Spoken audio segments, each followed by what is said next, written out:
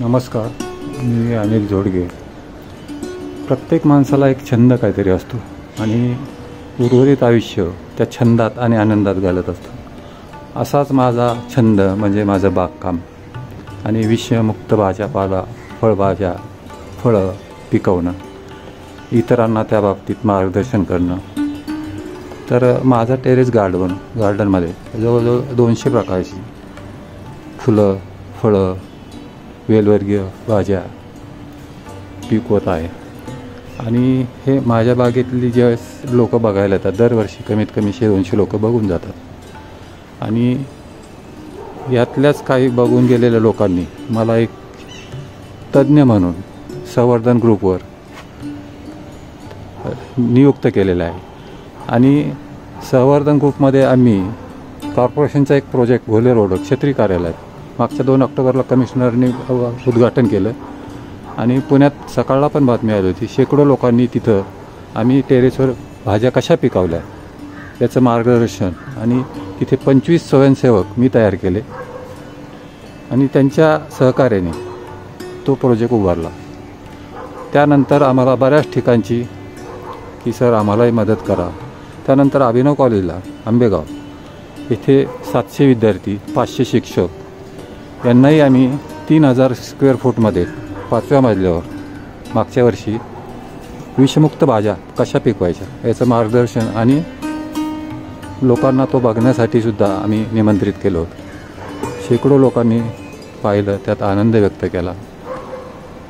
आता शेती हा माझा एक व्यवसाय, त्यातून मला मिळणारं जे नॉलेज ते मी माझ्या गार्डनमध्ये विकसित केलं आणि त्याचं ज्ञान इतरांनाही दिलं. तर दरवर्षी माझ्याकडे माझ्या टेरेस गार्डनला 200-300 लोक येतात, भेट देतात. मी त्यांना मार्गदर्शन करतच असतो.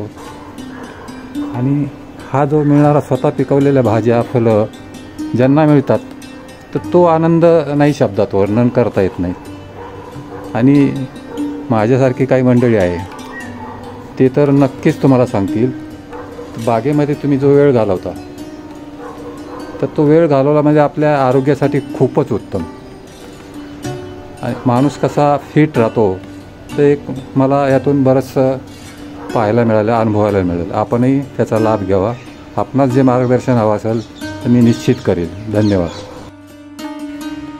माझ्या प्रिय मित्रांनो, मैत्रिणींनो, नमस्कार. माझ्या अक्षरलेखनाविषयी, कॅलिग्राफीविषयी मी स्वतः बोलणं ही आत्मप्रौढी ठरेल असे मला वाटते.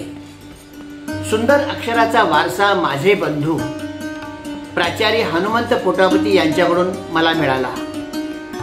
शालेय विद्यार्थी असल्यापासून माझे अक्षर बऱ्यापैकी होते. माझे शिक्षक नागेश पत्के सरांनी बंगल्याच्या नावाची पाटी माझ्या अक्षरात बनवून घेतली होती. ती माझी पहिली सार्वजनिक कॅलिग्राफी होती. महाविद्यालयीन शिक्षण घेत असताना अर्थार्जनासाठी मी साईन बोर्ड, बॅनर पेंटिंग आवडीने करीत असू. संगमेश्वर महाविद्यालय, दयानंद शिक्षण महाविद्यालयात तसेच माझ्या दयानंद काशीनाथ आसावा प्रशालेत हस्तलिखित भित्तीपत्राचे लेखन मी करीत असे. माझ्या प्रशालेतील फलक लेखन, नकाशे, चित्रे यांनी माझ्या शाळेच्या भिंती बोलक्या झाल्या. सायक्लोस्टाईल प्रश्नपत्रिका माझ्या हस्ताक्षरातील असायच्या. हस्तलिखित मासिके, भित्तीपत्रे, गौरवपत्रे, प्रशस्तीपत्रे माझ्या सुलेखनात असायची. सोलापूर शहर जिल्हा साक्षरता अभियानात, त्यानंतर स्मार्ट पेटी शिक्षक प्रशिक्षणात, तालुक्यातील प्रशिक्षण केंद्रात साधन व्यक्ती व तज्ज्ञ मार्गदर्शक म्हणून अक्षरलेखनावर माझी व्याख्याने, प्रात्यक्षिके होत असत. नियतकालिके, मासिके यांच्या मुखपृष्ठांवरील माझी डिझाईन व लोगो प्रशंसनीय ठरले. विविध क्षेत्रातील व्यक्तींना दिलेली सुंदर अक्षरातील आभारपत्रे, अभिनंदनपत्रे संग्राह्य ठरली. माझ्या सुलेखनाने लेकटाऊनमध्ये मला आयडेंटिटी मिळाली, ओळख मिळाली. सोसायटीची व ज्येष्ठ नागरिक संघाची निवेदने, निमंत्रणे माझ्या अक्षरशैलीमुळे वेधक ठरली. सोसायटीच्या सांस्कृतिक समितीने एके वर्षी वार्षिक अहवाल माझ्या अक्षरात छापून प्रकाशित केला होता. सोसायटीतील गणेश मंदिर फलकावर 11 वर्षांपासून मी सुविचार लिहित आहे.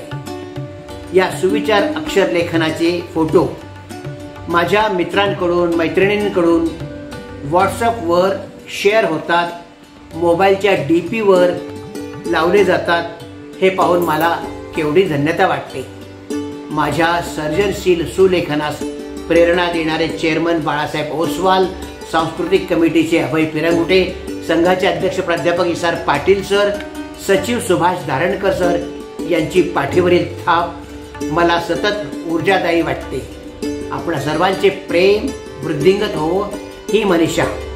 अकार तो ब्रह्मा, अकार अक्षर परब्रह्माला वंदन. धन्यवाद. मी विजय चव्हाटे. मी 1963 साली JJ स्कूल ऑफ आर्टमधून कमर्शियल आर्टिस्टची डिग्री केली. त्याच्यानंतर मी एका ॲडव्हर्टाईज कंपनीमध्ये आर्टिस्ट म्हणून काम केलं. वर्ष 6 महिने मी नोकरी केल्यानंतर एका चांगल्या कंपनीमध्ये मला ऑफर आली का मी त्या कंपनीचा आर्टिस्ट असावं म्हणून.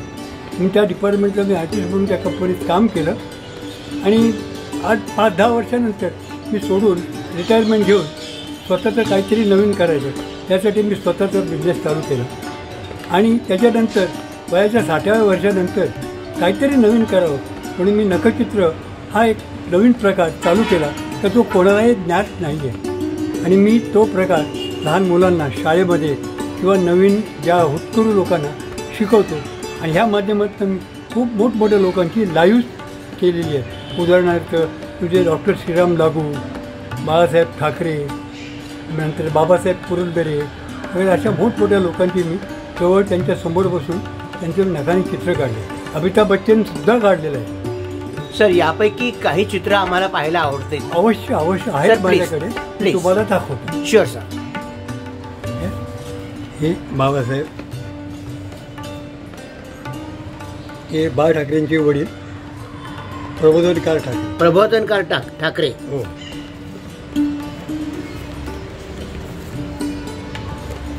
हे लोकमान्य टिळक. हे बाळासाहेब ठाकरे.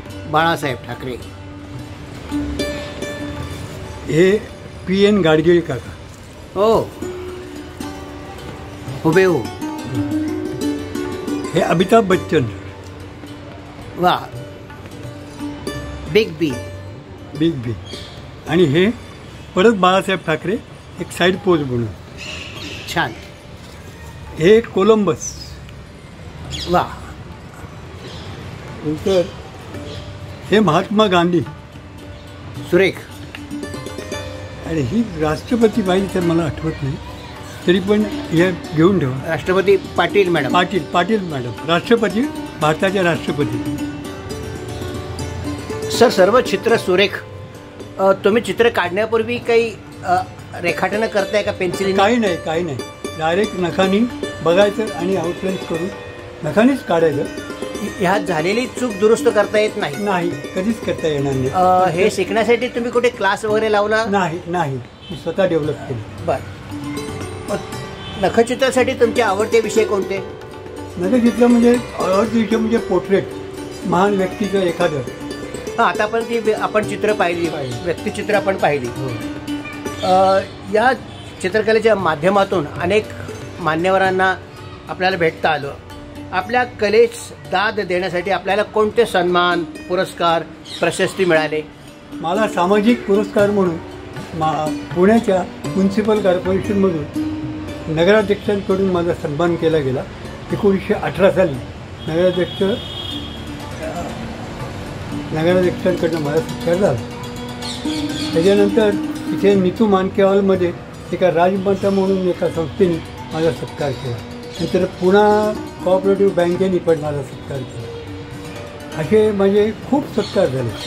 सर, तुम्हाला खूप प्रमाणपत्र, प्रशस्तीपत्र मिळाली, खूप सन्मान झाला, गौरव झाला. तुम्ही जाहिरात कंपनीमध्ये व्हिज्युअलायझर म्हणून काम करताना तिथे काही विशेष पारितोषिके, पुरस्कार मिळाला का? हो, मिळाले. आम्ही केलेल्या कामांना मला गव्हर्नमेंटकडून आणि हे पोस्टर स्पर्धेमध्ये मला नेहमी पहिला नंबर मिळाला. सेफ्टीसाठी लागणारे सगळे काम होते.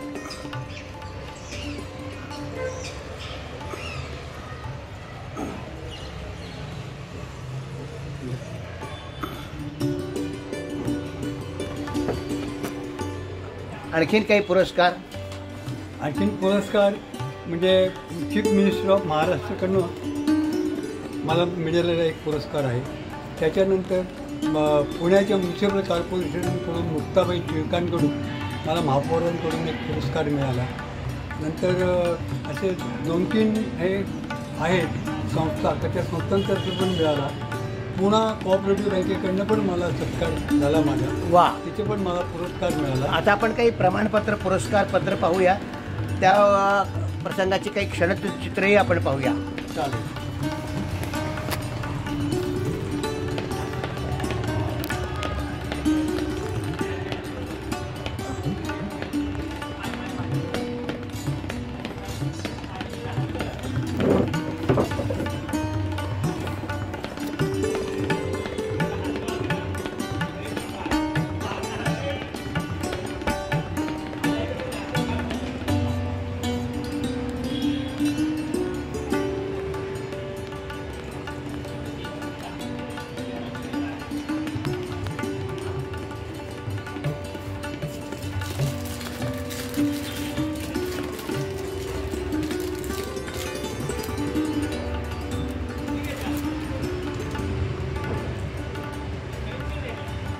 सर, तुमची काही चित्र, आणखीन काही पेंटिंग आहे? काही पेंटिंग्स आहेत, काही मी मूर्ती केलेल्या आहेत. ही माझी पेंटिंग आहे. हे चित्र केवढं मोठं काढलं होतं तुम्ही? हे जवळजवळ 6 ते 7.5 फूट लांब. शिवराज्याभिषेक. शिवराज्याभिषेक आणि 3 फूट. आणि हे चित्र आता कुठं लावलेलं आहे? हे बदलापूरला म्युन्सिपल कॉर्पोरेशन. अच्छा. आणि हे सगळं वेगळं आहे माझं. हां हां. याच्यामधनं जे पूर्वीच्या पिक्चरमध्ये त्याच्या शिव महाराजांना 2 डोळे आहेत छत्रपतींना. हो हो हो. जुन्या चित्रामध्ये एकच डोळा आहे. हो हो. त्याच्यामध्ये 2 डोळे आहेत. हां हो हो.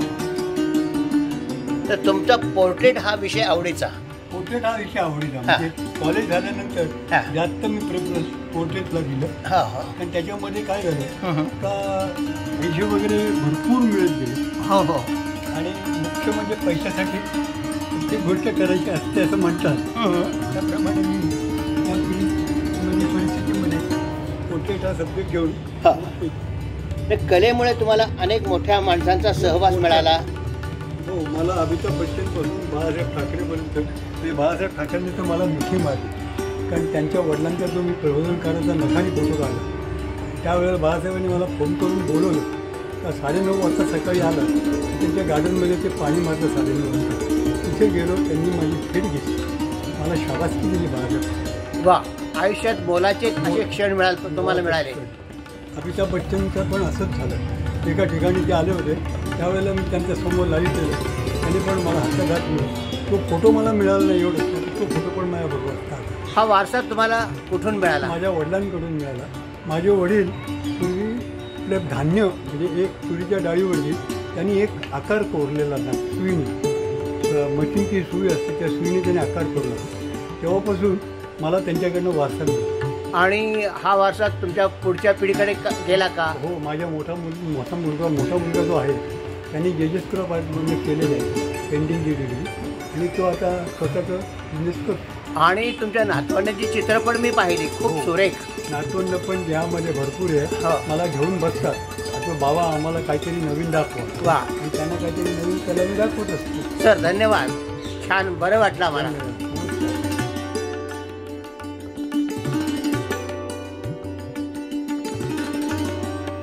सर्व स्नेही मंडळींना सप्रेम नमस्कार. लहानपणापासूनच मला चित्रकलेची आवड आहे. इंटरमिजिएट चित्रकला परीक्षेत A ग्रेड आणखी बक्षीस पण मिळालं होतं. त्यानंतर निवृत्त होईपर्यंत छंद जोपासायला संधीच मिळाली नाही. आता निवृत्त झाल्यावर ज्येष्ठ चिरंजीव अभिजितच्या प्रोत्साहनामुळे आणि श्री विलास कुलकर्णी यांच्यासारखे प्रशिक्षक लाभल्यामुळे गेल्या 1.5 वर्षात थोडी प्रगती झाली. जलरंग चित्रण तसं शिकायला जरा अवघडच आहे. त्याच्यासाठी सातत्य आणि प्रयत्न आवश्यक आहे. तुमच्या प्रेमळ प्रोत्साहनाबद्दल मनापासून धन्यवाद.